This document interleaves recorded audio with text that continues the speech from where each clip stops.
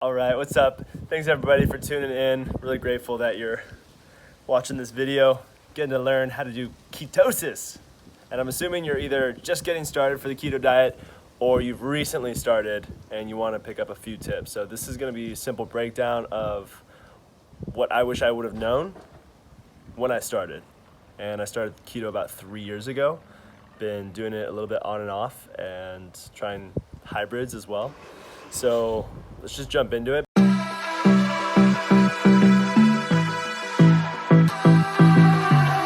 Before we go through the top 10 though, I do want to touch on two overall dieting things, which is like a lot of people will typically go in thinking, I'm gonna eat less, I'm gonna do a diet where by eating less, I'll lose more weight, and should not really think of it so much like that. Thinking more of the quality of food that you're eating rather than the quantity. Of course, it's a little bit of both there, but just don't focus on purely calories and restricting that. The other thing is most people don't drink enough water, so help your body eliminate toxins and stay hydrated. Drink water. And don't even just do it solely based on if you're thirsty, but measure it, manage it. And you can just simply divide your body weight in pounds in half, and you should be drinking that number in ounces in water. I don't need it. I don't need it. I definitely don't need it. I need it! So, going through the top 10, the first one would be that I had and others shared like the just eliminate sugar or eliminate carbs mindset, but it's again not really holistic. We should be looking to be bringing in things as well, and that leads into a couple other ones. The second one was that wasn't eating enough fat for this diet, so you should aim for 50 to 70% of your calories coming from fat. And to emphasize again, not just the quantity, but also the quality. Make sure you're getting quality fats like avocado oil, olive oil, coconut oil, some MCTs, some nuts, grass-fed beef, pastured lamb, and bacon. Some great fats like that. The third one is too much protein. And this was kind of, my macros were a little bit messed up. So not having enough fat, having a little too much protein. I'd be eating just like a lot of bacon and chicken, and that leads into a couple of the other ones. The fourth one would be when I went shopping, I would buy a lot of vegetables, but wouldn't be used to that so much, and they would spoil because I wouldn't cook it in a good, timely manner and be eating it. So I wasted some money by doing that. So either cut back and do more frequent cooking and eating, or learn how to batch cook and store, selecting the right veggies as well, and then storing it appropriately so that it lasts and you don't waste money there. Let's see, I don't know what we're on now. 5, I think we might be on here. Not enough electrolytes. This would be mainly sodium, but there's also potassium and magnesium. So salt you can increase. A lot of people might be weary of that, but when you are becoming keto adapted, you become more insulin sensitive, meaning a little bit of insulin goes a longer way, and by that token, you'll need less of it to manage your blood sugar level. And what that means for us, the important thing is that sugar will pass through you basically more easily.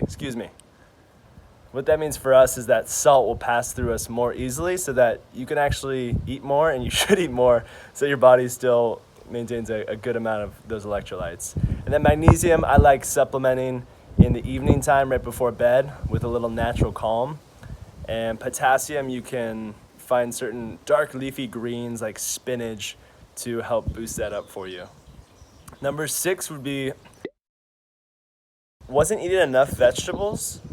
And when I would eat vegetables, I wouldn't account for their carbs in a good way. Like I might eat too many and that would knock me out. But mainly in the beginning, it was I wasn't eating enough. So I would prefer for people starting out that they err on the side of eating too many vegetables and having a little carb surplus rather than the opposite.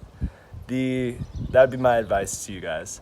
The seventh one was not enough fiber, which again, a lot of these kind of go hand in hand. They're two sides of the same coin.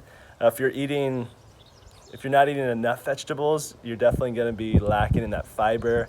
Your gut flora love the insoluble fiber. That's what they eat and munch on. And when you're increasing your fats and adding a lot of oils, for example, to your keto coffee in the morning, if you don't have fiber to go in with the combo, you're going to have some long sessions possibly on the toilet there. So you want to avoid that. The number 8 would be, not me really personally because I haven't been of this nature, but weighing yourself daily. A lot of people that are trying to lose weight, they're really focused on that number on the scale. My advice would be it's more so about the composition. You're changing your composition when you're trying to transform your physique. You're trying to lose fat and increase your muscle. That would be a better body composition overall. But fat takes up more space, weighs less. Muscle takes up less space and weighs more. So it's not the be-all end-all when you're looking at the scale. It can be a good way to track and be quantitative, but I would say go off of the image in the mirror and the feeling of inflammation in your knees, your joints, the little muffin top on the side, stuff like that. So don't weigh yourself too much. The next one would be not teaming up with someone.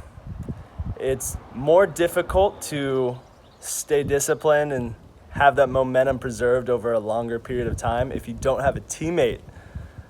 So I'd recommend reach out to a friend or a group of friends and have everyone set a goal together. They can do an individual one, and then you guys can shop together, you guys can eat together, certain things that will help you guys stay motivated, stay on track.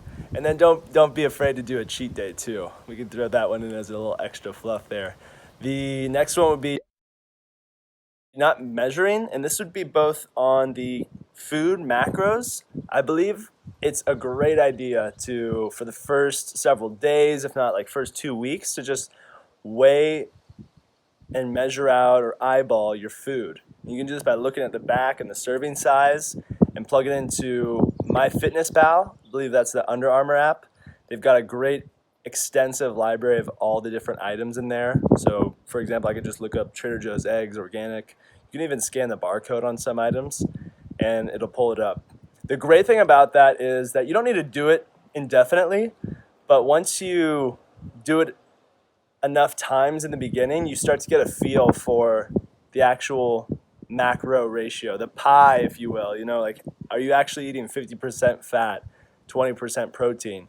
So by doing that, you get a little bit more intuitive about what's on your plate and if you're hitting your numbers correctly, your macros. The other aspect of measuring is actually measuring if you're in ketosis. And this was, I remember, so exciting for me in the beginning when I finally got my ketone strip to turn purple, because I had been trying for so long and I thought I might be in ketosis. I was like, whoa, it's getting windy. I think I might be more energetic. I think I might have it dialed down, but I wasn't sure. So definitely measure to know when you're in it and when you get knocked out, so you can know what foods will do that. And shameless plug, Bold Hacks, we do have our own premium brand of ketone strips. You can go on Amazon, just type in Bold ketone strips and you'll find them there. The next one would be that I didn't educate myself enough. And this cost me in time, this cost me in headaches, in money for shopping for the wrong things, for not seeing the results as fast as I wanted to. So I got enough, I bit off enough education to get me rolling, which was great. It got me momentum and all that. But if I would have learned a bit more and had a holistic look and seen a roadmap of what to do, that would have definitely decreased the pain of headaches, money, all that stuff. and then increase the benefits of having the physique, having that mental clarity, and reducing inflammation, just feeling better overall, having good sleep too in the short term, and then obviously it would be sustained in the long term there. So, and we're actually going to be developing a really cool, comprehensive keto beginner's guide program just like that, a digital course. So you can hop over to our website, one more shameless plug here, boldhacks.com, and you'll either see the course there, or if not, just subscribe to our newsletter, put your email in there, and we'll notify you guys when that course becomes available. Really excited to be pumping that out. And if there's anything specific that you guys want to have in there, just send us an email or a message or give us a call even. There's a number there, and we'd love to hear that feedback to incorporate it in. The other two things, or the other thing I want to add on as a bonus mistake, is an overall principle, like meta principle would be that I've seen a lot of people, and this is across the board, not just in diets, but they get keto tunnel vision. They see it as the be all end all. And I'd like to recommend avoiding that perspective. I recommend thinking about it as just another tool in the toolkit. You know, we have lots of goals, and we're trying to achieve certain feelings and metrics and whatnot, and each person's different. And sometimes one tool works, sometimes a mixture of tools works. So my advice is just to try things out, see what works for you, and continuously learn. Don't box yourself in, basically. So I hope you like those. I think there might have been 11 tips there, so I got a couple bonus tips in, but I hope you like those. You can hit the like and subscribe button. We're going to be pumping out more videos, like book summaries that I love. I love reading books, so I'm going to be pumping out some good ones that I've read. Some product reviews. Also going to be doing some more ketogenic diet tips, as well as some keto in the kitchen videos. So stay tuned for that. Looking forward to pumping it out. Drop a comment about what you guys would like to see, or even advice to me. I'm constantly trying to learn, so I love hearing from the community, the tribe. Peace, love, and keep growing, guys. Take care.